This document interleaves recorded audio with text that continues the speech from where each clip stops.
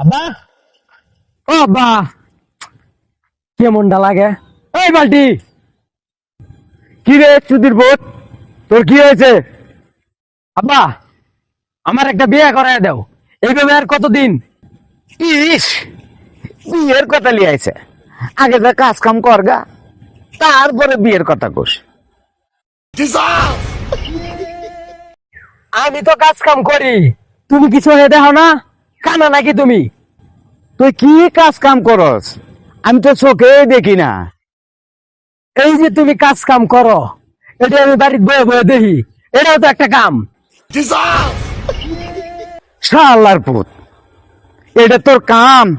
দাঁড়া, তোর আমি বিয়ের স্বাদ মিটে দিতেছি। তুমি আমার বিয়েটা দিলা না।